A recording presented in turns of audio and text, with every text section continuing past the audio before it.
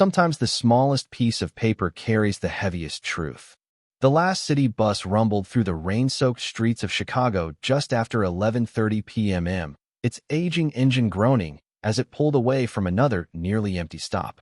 Water streaked across the windows, turning the downtown skyline into blurred ribbons of white and gold. Most of the passengers stared silently at their phones or leaned against the glass with the weary expressions of people counting the hours until tomorrow began all over again. Near the back of the bus, Ava Brooks struggled to keep her eyes open. She was 28 years old, though the deep shadows beneath her eyes made her seem older. Her dark curls had slipped loose from the knot she'd tied before sunrise, and the sleeves of her faded navy work jacket still carried the scent of industrial cleaner from the office building where she'd finished her evening shift less than 20 minutes earlier. Resting against her shoulder was a weathered backpack with one broken zipper. Inside was a lunch container she hadn't had time to finish, a secondhand storybook for her 6-year-old son, Malik, and tomorrow's neatly folded uniform for her morning job at a neighborhood grocery store. Her phone buzzed once. She reached into her pocket, read the daycare reminder about next week's payment, and quietly locked the screen without replying. There wasn't anything to say. She leaned back for what she promised herself would be only a second. Sleep arrived before she realized she'd closed her eyes. One hand remained tightly wrapped around 2 folded pay stubs. Even asleep, her fingers refused to let them go. At the next stop, another passenger stepped aboard. He wore a charcoal overcoat dampened by the rain and carried no briefcase, no driver, no security detail. To everyone else, he looked like another professional heading home after a long day. No one recognized Elias Carter, the 39-year-old founder and CEO of Carter Horizon Holdings, one of the fastest-growing logistics companies in the country. He had quietly dismissed his car an hour earlier, choosing the bus instead. It had become an occasional habit over the past year, one he never mentioned during board meetings. Reports filled with charts could explain profits, but they rarely explained people. Elias glanced around the nearly empty bus before taking the open seat across the aisle from the sleeping woman. The driver accelerated through another green light, and the sudden movement caused the folded papers to slip from Ava's relaxed hand.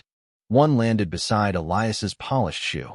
He instinctively bent down to pick it up before it slid farther across the floor. His first thought was simple: payroll. His second thought made him stop breathing for a moment.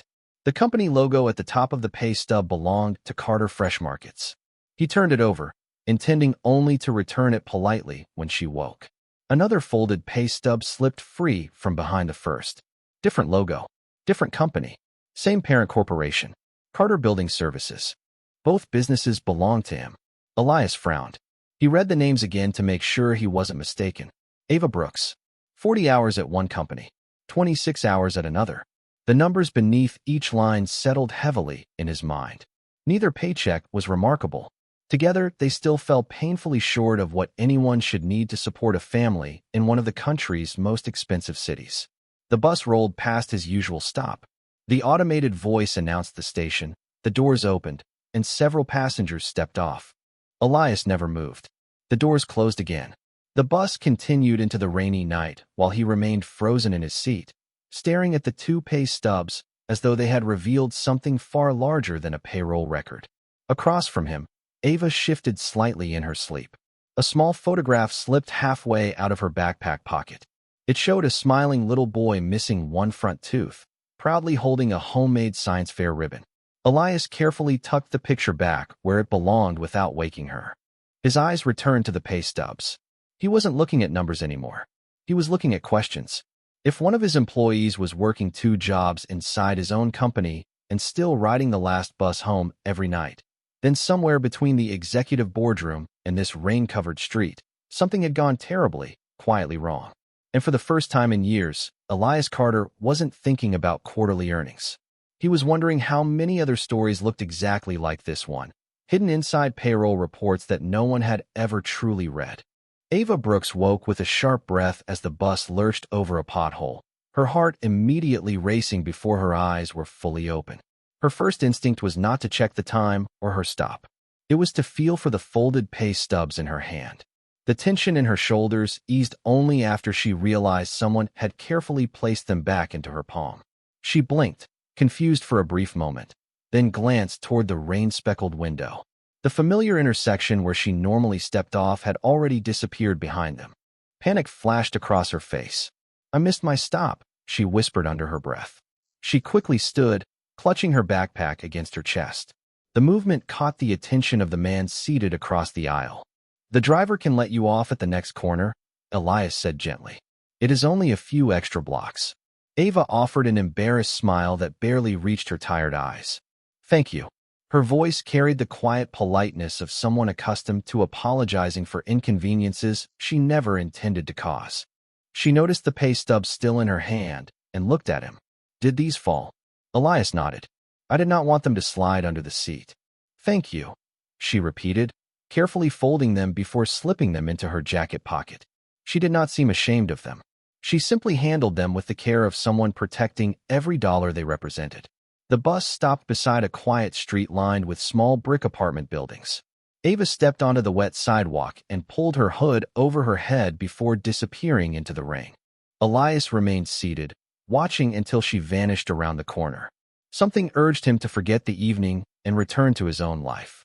Another feeling, quieter but stronger, refused to let him. The next morning began long before sunrise for Ava. At 4:45, the alarm on her aging phone buzzed across the nightstand beside a stack of overdue utility bills. She reached over before it could wake Malik, who slept peacefully beneath a faded blue blanket covered with tiny rockets. She smiled despite her exhaustion. That smile lasted only a moment before reality returned. She quietly packed his lunch using what remained in the refrigerator: peanut butter sandwiches, apple slices, and a handwritten note that simply read, "You are brave. Love, Mom." She kissed the top of his forehead before carrying the small backpack to the apartment door. By 6:15, she was stocking shelves inside Carter Fresh Market. Customers rarely noticed her except to ask where something belonged. She answered every question with patience, even after only 3 hours of sleep. Her supervisor, Linda Foster, watched from the end of the aisle. "Morning, Ava," she called. "You are early again." Ava smiled. Traffic was lighter than usual. Linda shook her head with quiet admiration. "You always say that. I do not think you have been late once." Ava shrugged gently. Being late costs money. Neither woman laughed, because both understood she was telling the truth. Nearly 15 miles away, Elias Carter sat inside the executive conference room overlooking downtown Chicago. The polished walnut table reflected charts showing record profits across multiple subsidiaries. Executives discussed expansion plans, operating margins, and labor efficiency. Words flowed confidently around the room while Elias stared at 2 payroll summaries displayed on his tablet. The numbers looked different now. Last night had quietly changed them. Every percentage reminded him of Ava's tired hands wrapped around those folded pay stubs. Every labor report represented someone whose face he could suddenly picture. "Mr. Carter," his chief financial officer asked, "do you approve the revised staffing proposal?" Elias looked up. "How often do we review hourly employee scheduling across subsidiaries?" Several executives exchanged puzzled glances. "Human Resources handles those reports quarterly," someone answered. "I would like the individual data," Elias replied calmly. "Not summaries. Actual schedules, overtime records, benefit eligibility, and turnover by location." Silence settled across the room. That level of detail had never interested him before. The chief operating officer finally spoke. "That will take time." Elias closed the tablet. "Then start today." Hours later, while most executives moved on to lunch reservations and afternoon meetings, Elias remained in his office reviewing employee files. One name continued returning to the screen: Ava Brooks. 5 years with Carter Fresh Markets. Excellent performance reviews. No disciplinary actions. No complaints. No attendance issues. She had voluntarily transferred to shorter shifts 18 months earlier. The reason listed was personal scheduling needs. There was nothing unusual about the file until he compared it with payroll records from Carter Building Services. There she appeared again, working evening cleaning shifts under the same employee identification verification. She was not breaking any company policy. She was simply surviving. Elias leaned back in his chair as sunlight reflected against the glass towers outside his office. Somewhere in the city, Ava was probably already beginning her second job, while he sat surrounded by comfort she had never asked for. He reached for the phone on his desk, paused with his hand resting on the receiver, then slowly placed it back down. He was not ready to meet her again. Not until he understood why someone working so hard inside his own company still needed the last bus home every single night. A light can reveal far more than a spotlight when someone has spent years living in the shadows. 3 evenings later, Elias found himself standing across the street from Carter Fresh Market just before Ava's morning shift ended. He had traded his tailored suits for a simple navy jacket, dark jeans, and a baseball cap that helped him blend into the steady stream of commuters. He told himself he was there to understand the numbers behind the payroll reports. Yet when the automatic doors opened and Ava stepped outside carrying her worn backpack, he realized he had come to understand the person behind them. She checked the time on her phone, smiled softly at a text message, then hurried toward a neighborhood elementary school instead of heading home. Curious, Elias followed at a respectful distance. Through the chain-link fence surrounding the playground, he watched Malik race toward his mother with the fearless excitement only a child could possess. Ava dropped to one knee, opened her arms, and laughed as the little boy wrapped both arms around her neck. The exhaustion that had settled across her face all morning disappeared for those few precious seconds. She asked about his spelling quiz, admired a paper rocket he had built in class, and listened with complete attention as though there were nothing else in the world demanding her time. They shared a peanut butter sandwich while sitting together on a weathered bench because there was only one lunch pack between them. Ava quietly insisted she had already eaten. Elias noticed the untouched sandwich she slipped back into Malik's lunch bag when the boy looked away. She had lied with a smile no child would question. Later that afternoon, Ava walked Malik to the apartment of Mrs. Evelyn Harper, an elderly widow who cared for neighborhood children after school. Before leaving for her evening cleaning shift, Ava knelt beside her son again. "Homework first," she reminded him. "Then you can finish your science project. I will be home before you wake up for school." Malik nodded, then reached into his backpack and handed her a folded drawing. "I made this for you because you always look tired." Ava unfolded the paper carefully. It showed the two of them standing beneath a bright yellow sun in front of a small house with flowers in the yard. Across the top, written in uneven block letters, were the words, "One day we will have this." Ava pressed the drawing gently against her heart before slipping it into her backpack beside the storybook. Elias looked away, suddenly feeling like an intruder witnessing something too honest for strangers to see. That evening he returned to headquarters with more questions than answers. Instead of asking his assistants to prepare executive summaries, he requested raw scheduling data from every Carter Fresh Market location in the city. Hours passed as spreadsheets covered his monitors. One pattern slowly emerged. Several stores consistently reduced full-time positions to just below the threshold required for company health benefits. Employees needing more hours often accepted evening work at Carter Building Services because both companies operated independently despite belonging to the same parent corporation. On paper, the system appeared perfectly legal. In real life, it quietly forced people like Ava to live 2 separate workdays inside one corporation. Elias leaned forward as another report appeared on his screen. Employee scheduling adjustments. Regional approval required. Every change traced back to the same district operations manager, Gregory Sutton. His performance reviews praised aggressive labor cost reductions and outstanding quarterly savings. The board had celebrated those numbers more than once. Elias had signed a congratulatory memo himself. He closed the file slowly, the weight of that realization settling heavier than any financial report he had ever reviewed. Somewhere between policies written in comfortable conference rooms and schedules printed in crowded break rooms, compassion had been reduced to a percentage point. His phone rang. It was his executive assistant reminding him about an investor dinner beginning in 30 minutes. Elias looked once more at Ava's employee profile displayed beside Gregory Sutton's labor reports. "Cancel my attendance," he said quietly. "Tell them something more important came up." After ending the call, he opened one final document. It listed every hourly employee working 2 jobs within his companies. The number on the first page alone made him sit back in stunned silence. Ava Brooks was never the exception. She was simply the first person whose story had found its way into his hands on a rainy night aboard the last bus. The truth rarely announces itself all at once. More often, it hides inside ordinary routines that no one thinks to question. The following evening, Elias arrived at Carter Building Services nearly an hour before Ava's cleaning shift began. The office tower was quiet except for the soft hum of elevators and the distant sound of vacuum cleaners echoing through empty hallways. Wearing another plain jacket instead of an expensive suit, he introduced himself to the night's supervisor as a consultant reviewing operational procedures. Nobody questioned him. Consultants appeared often enough that they had become almost invisible. Ava arrived exactly 6 minutes before her scheduled shift.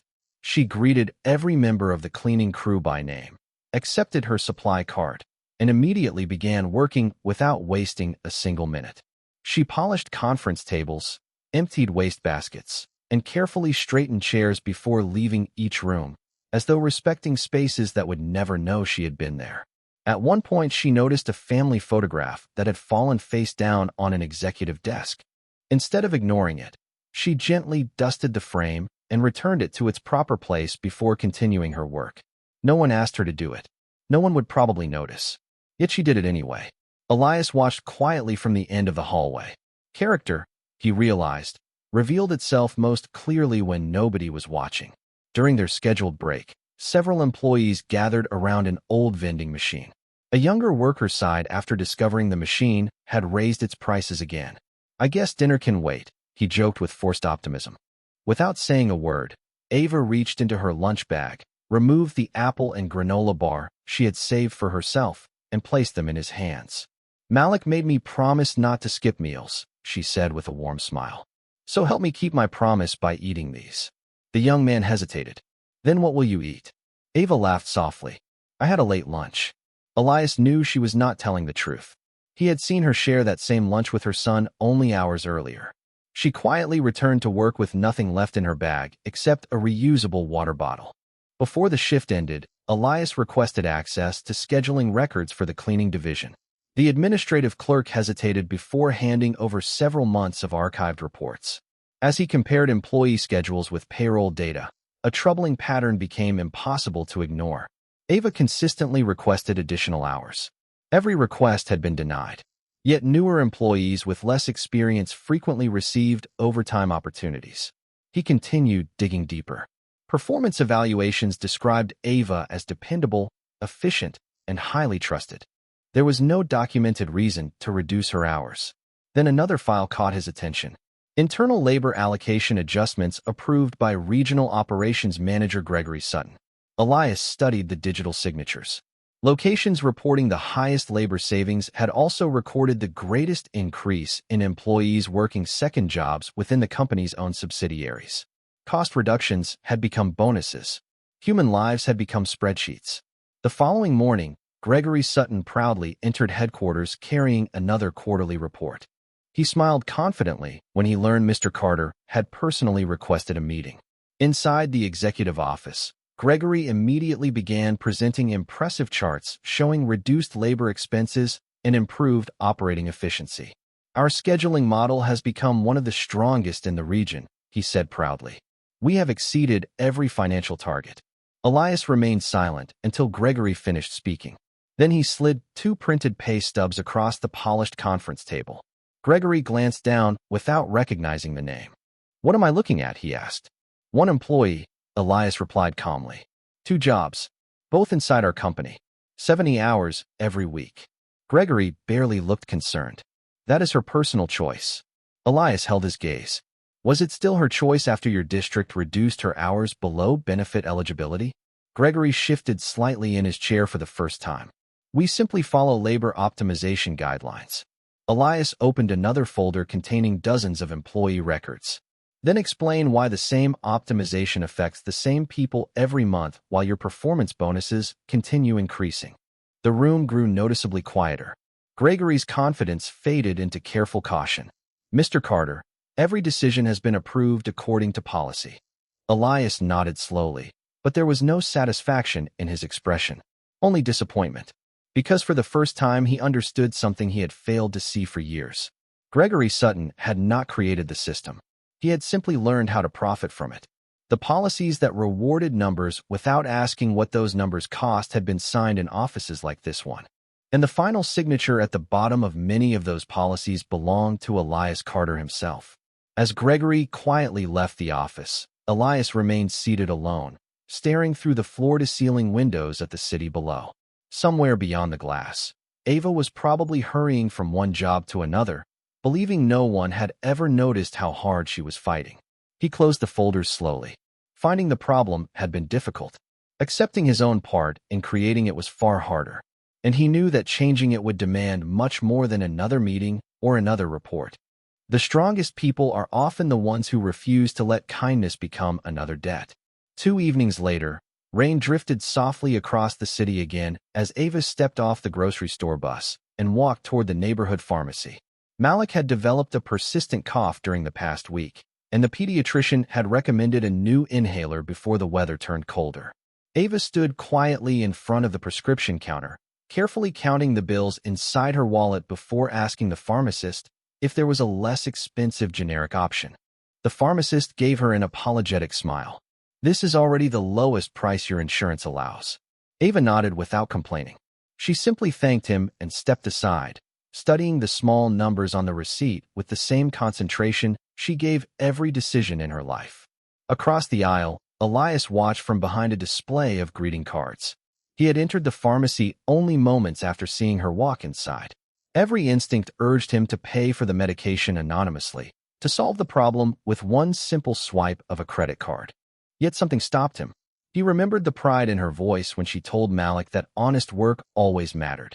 He remembered the care with which she protected every paycheck. Money could solve today's problem, but it could also unintentionally take away the dignity she had fought so hard to preserve. As Ava prepared to leave with only half of the prescribed supplies, Elias approached slowly. "Excuse me," he said. She looked up, immediately recognizing the man from the bus. Her expression softened with polite surprise. "You are the gentleman who picked up my pay stubs." He smiled gently. "I am glad you remember me. Thank you again for that." She adjusted the strap of her backpack. "I never even asked your name." "Elias," he replied. "Just Elias." She extended her hand without hesitation. "Ava." They shook hands briefly before an awkward silence settled between them. Elias searched for the right words. "Would you let me buy the rest of your son's medicine?" Ava's smile disappeared, though not out of anger. She looked at him with calm, thoughtful eyes. "That is kind of you." She paused for a moment before continuing. "But I cannot accept." "It is only medicine," Elias said carefully. "Every child deserves to breathe easier." Ava glanced toward the pharmacy window where rain tapped softly against the glass. "You are right," she answered. "Every child does." She folded the receipt and placed it inside her pocket. "But if I let a stranger solve today's problem, another mother will still be standing here tomorrow counting her own dollars. Nothing really changes." Elias found himself speechless. He had expected hesitation, perhaps even suspicion. He had not expected conviction. Ava continued walking toward the exit, then stopped and turned back. "Please do not think I am ungrateful." Her voice remained warm. "Life has taught me something important. Help that lasts is better than help that disappears by morning." Before Elias could respond, she smiled once more and stepped into the rainy evening. He stood motionless, replaying her words long after the automatic doors closed behind her. "Help that lasts." The sentence followed him all the way back to headquarters. The next morning he arrived before sunrise and requested an emergency meeting with the executive leadership team. Thick binders filled with financial forecasts covered the conference table, but Elias ignored every one of them. Instead, he projected employee scheduling reports onto the large screen. "Tell me," he said quietly, looking around the room, "how many of you know what it costs one of our hourly employees to refill an asthma prescription?" The room remained silent. No one answered because no one knew. Elias clicked to the next slide, showing labor optimization statistics beside employee turnover rates. "We celebrate efficiency," he continued, "but we never measure exhaustion. We reward savings. We never calculate sacrifice." Several executives shifted uneasily. One finally spoke. "These policies have produced exceptional shareholder returns." Elias nodded slowly. "Perhaps. But I am beginning to wonder whether they have also produced exceptional human costs." As the meeting ended, most executives left carrying unfamiliar expressions of uncertainty. Elias remained behind, staring once again at Ava's employee file. He realized he had crossed an invisible line. He was no longer investigating one hardworking mother.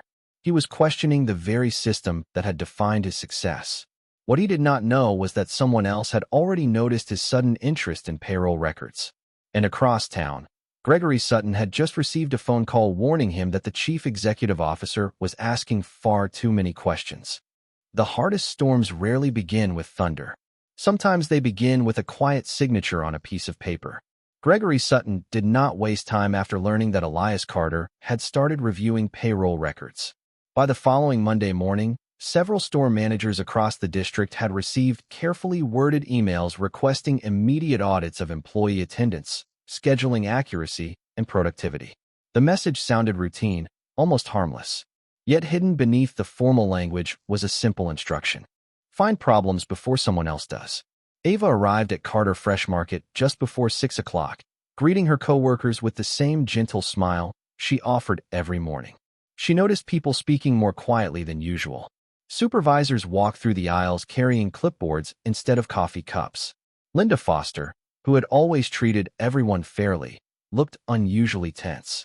Corporate is reviewing labor records, she explained softly while helping Ava stock a display of canned vegetables. Just answer every question honestly. I am sure everything will be fine. Ava nodded without concern. She had nothing to hide. She never imagined honesty could become something others feared. 2 days later, she was called into the manager's office at the end of her shift. Sitting beside Linda was a representative from district operations whom Ava had never met before. A folder rested on the desk between them. The representative folded his hands. Ms. Brooks, our review found inconsistencies involving several time entries connected to your schedules between Carter Fresh Market and Carter Building Services. Ava frowned in confusion. I clock in when I arrive and clock out when I leave. Every single day. The representative slid several printed reports across the desk. According to these records, there are occasions when your scheduled shifts overlap. Ava looked carefully at the documents. The dates immediately felt familiar. Those schedules were changed after they were posted, she said quietly. My supervisors approved every adjustment because the delivery trucks arrived late. Linda looked down at the papers, clearly remembering the same events. But before she could speak, the representative interrupted.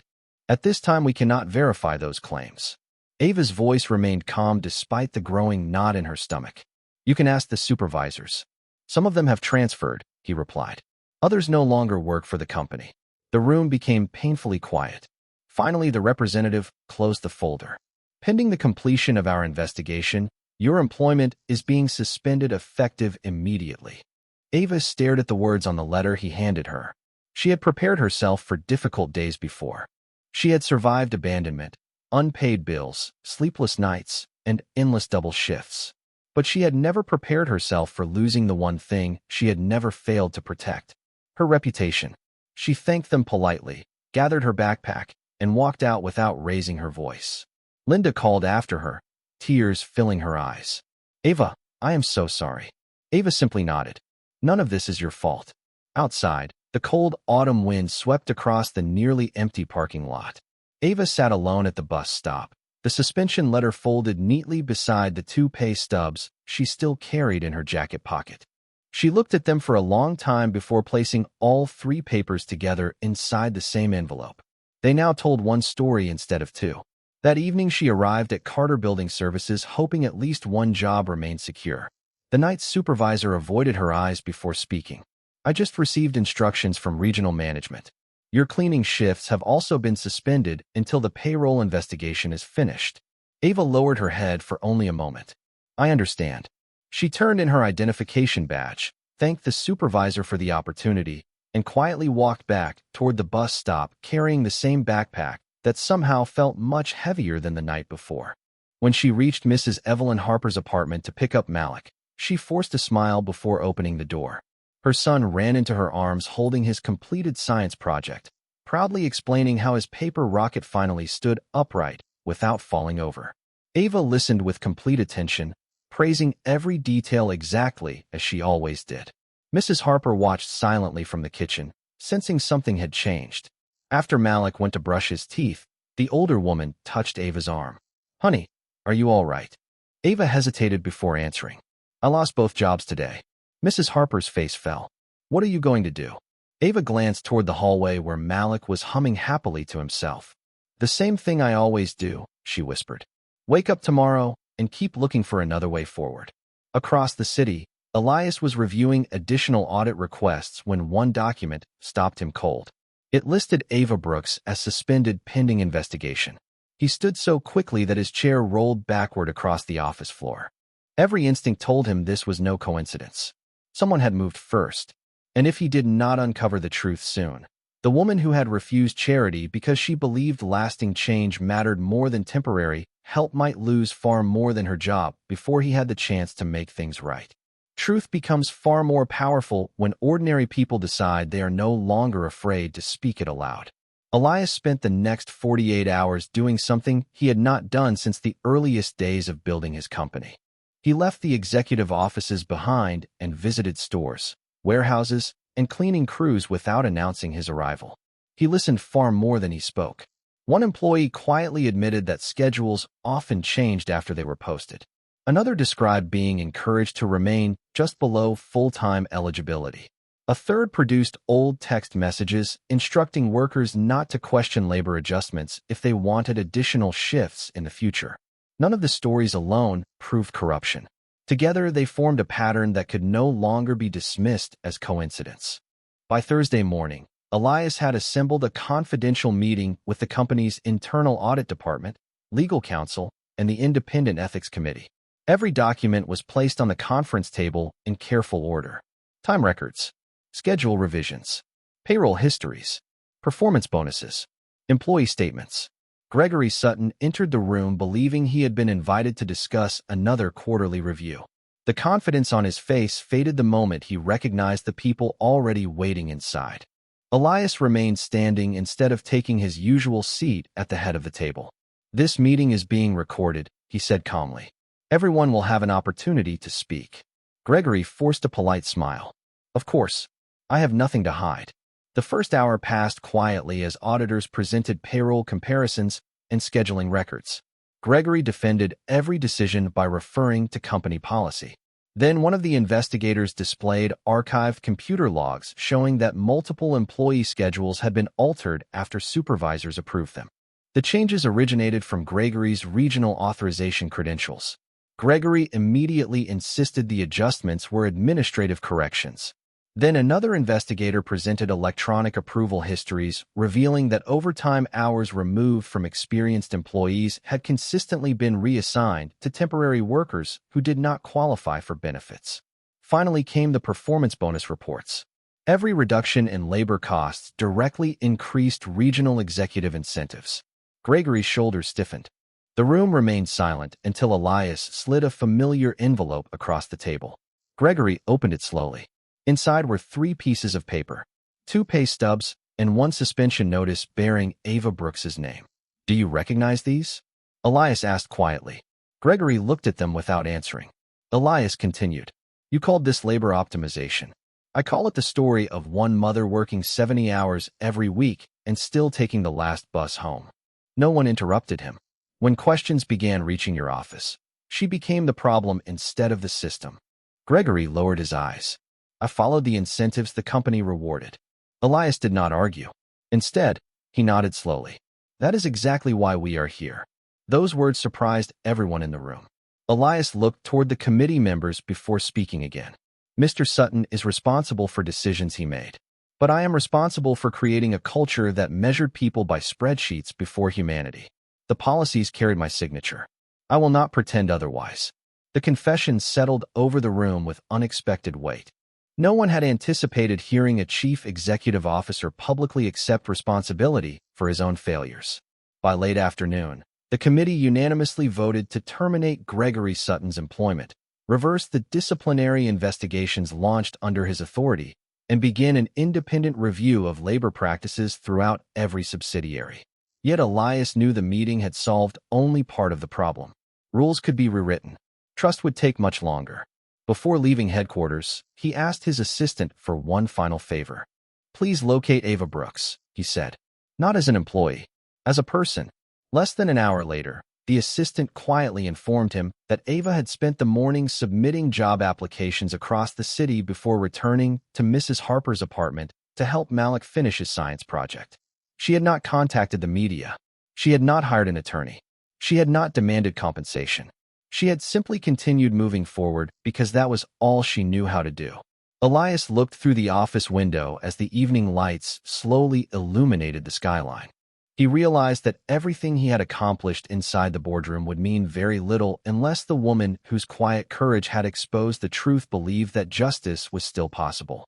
For the first time since they met on that rainy bus, he decided it was finally time to introduce himself honestly, not as the stranger who picked up 2 fallen pay stubs, but as the man whose decisions had unknowingly shaped the hardships she had carried for far too long.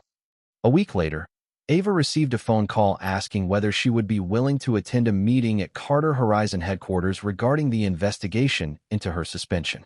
She almost declined. Experience had taught her that meetings rarely changed anything for people in her position.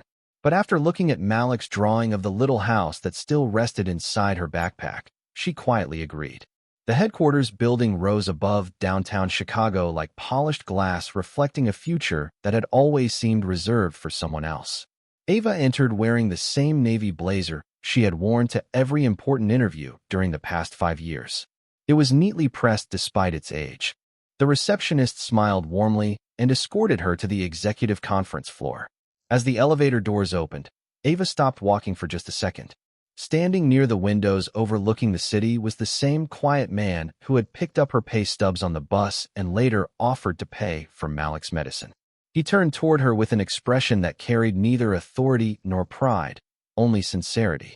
"Thank you for coming, Ava," he said. She looked at him carefully before speaking. "You work here?" Elias nodded slowly. "I do." A brief silence settled between them before he continued. "There is something I should have told you much sooner. My full name is Elias Carter." Ava searched his face, then glanced toward the company logo displayed across the conference room wall. Understanding slowly replaced confusion. "You are the chief executive officer." Elias did not try to soften the truth. "Yes." Ava lowered her eyes for a moment, taking a slow breath. "I thought you were just another passenger on the bus." That night, Elias replied quietly, "I wish I had been." He invited her to sit, but remained standing himself. "Everything that happened to you should never have happened." Gregory Sutton manipulated policies that rewarded labor savings without protecting the people creating those savings. He has been dismissed, and the investigation has confirmed that your suspension was unjustified. He placed several documents on the table in front of her. Your employment has been fully restored with back pay, your personnel record has been cleared, and every disciplinary action against you has been removed. Ava listened without interrupting. She finally looked up and asked the one question Elias had not expected. "What about everyone else?" He blinked. "Everyone who worked 2 jobs. Everyone who lost hours. Everyone who thought they had done something wrong when they were only trying to take care of their families." Elias smiled faintly because he recognized the same woman who had refused charity inside the pharmacy. Even now, after everything she had endured, her first concern was not herself.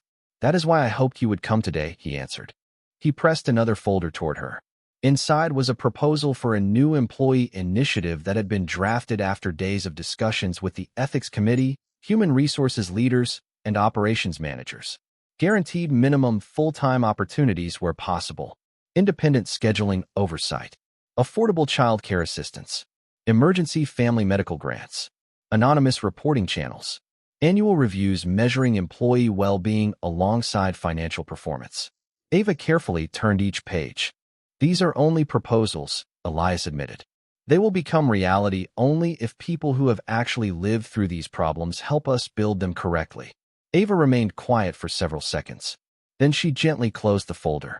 "You asked me once to accept help," she said softly. "I told you that help lasting longer than one day mattered more." Elias nodded. "You were right." She looked out across the skyline before speaking again. "If I join this, I do not want a special position because people feel sorry for me." "You will not receive one," Elias answered immediately. "I am asking because I believe your experience can help us build something better than what we had before." A slow smile finally appeared on Ava's face. It was not the relieved smile of someone whose problems had suddenly disappeared. It was the quiet smile of someone beginning to believe that painful experiences could become meaningful if they protected others from walking the same road. She extended her hand across the table. Elias accepted it with genuine gratitude. Outside the conference room, executives and department leaders waited to begin the first policy review meeting under the new system. For the first time since that rainy night on the last bus, the folded pay stubs that had once represented exhaustion and quiet sacrifice were becoming something else entirely. They had become evidence that compassion belonged in every balance sheet, every schedule, and every decision made behind the glass walls of the building overlooking the city. 1 year later, the last city bus still followed the same route through Chicago every evening. The engine still groaned as it crossed the old bridge. Rain still painted silver lines across the windows whenever storms rolled in from the lake. Yet for Ava Brooks, everything about the journey felt different. She no longer climbed aboard carrying 2 uniforms, 2 time cards, and 2 pay stubs folded tightly inside her jacket. Instead, she carried a slim leather portfolio filled with notes from employee listening sessions she now led every Wednesday across Carter Horizons companies. She still chose the bus whenever her schedule allowed, not because she had no other option, but because she never wanted to forget the place where everything had quietly begun. At the next stop, a young mother stepped aboard carrying a sleeping little girl wrapped in a faded pink blanket. The woman looked exhausted. She searched every pocket of her purse before quietly counting a handful of dollar bills. The driver smiled kindly and nodded her through. Ava watched the woman sink into the seat across the aisle. Moments later, fatigue overcame her. Her eyes closed. A folded paycheck slipped from her fingers and drifted toward the floor. Before it could disappear beneath the seat, Ava reached down and gently picked it up. She smiled to herself as she carefully returned it to the young mother's hand without waking her. For just a second, she saw herself exactly 1 year earlier. Some memories never asked to be forgotten. Across town, inside Carter Horizon headquarters, framed photographs lined one hallway that had once displayed only quarterly awards and financial milestones. Now they included pictures of employee volunteer days, scholarship recipients, child care centers funded by the company's new Family First initiative, and smiling teams gathered around community food drives. The policies Ava had helped design had become permanent. Full-time scheduling standards had been strengthened. Independent payroll reviews had become mandatory. Emergency family assistance grants had helped hundreds of employees remain financially stable during unexpected hardships. Turnover had fallen. Employee satisfaction had risen. Profits had remained strong. Elias often smiled at that last statistic. Treating people with dignity had not weakened the company. It had quietly made it stronger. Later that afternoon, Elias visited one of the neighborhood community centers the company now sponsored. Children filled the gymnasium with laughter while parents attended free financial planning workshops in nearby classrooms. He found Malik standing proudly beside a display board covered with photographs from his middle school science fair. The paper rocket had long since been replaced by a carefully built model satellite. "Mr. Carter," Malik called with a grin. "Mom says I finally beat my old project." Elias laughed softly. "I would say you did." Ava joined them carrying 3 paper cups of hot chocolate. She handed one to Malik before offering another to Elias. "You still drink coffee too fast," she teased gently. Elias accepted the cup with a smile. "And you still notice everything." They stood together watching children race across the gym floor while parents laughed nearby. Neither of them spoke for several moments because silence no longer felt uncomfortable. It felt peaceful. Finally, Elias reached into the inside pocket of his coat and removed a familiar envelope. Time had softened its edges, but Ava recognized it immediately. Inside were the 2 original pay stubs she had carried that rainy night on the bus. He had asked permission to keep copies after the investigation. "I thought these belonged with you," he said quietly. Ava unfolded them one last time. The numbers had not changed, yet somehow they no longer represented exhaustion or quiet despair. They reminded her how one ordinary evening had revealed truths neither of them had been prepared to face. She smiled, then slipped the old pay stubs into the same portfolio that now held proposals, meeting notes, and letters from employees whose lives had improved because someone finally listened. "I think I know where they belong now," she said softly. As the sun settled beyond the city skyline, golden light spilled through the community center windows, warming the room with the gentle glow of another ordinary evening. Outside, buses continued carrying tired workers home after long days. Inside, children dreamed about futures that seemed a little brighter than before. Elias looked around the room before quietly saying, "You once told me that help lasting longer than one day mattered most." Ava nodded. "I remember." He smiled. "Thank you for teaching me the difference between solving a problem and changing a life." Ava looked toward Malik laughing with his friends, and then back through the window where another city bus rolled past on its familiar route. "Sometimes," she said softly, "hope arrives looking just like an ordinary ride home. The only difference is that someone finally chooses to see the person sitting beside them."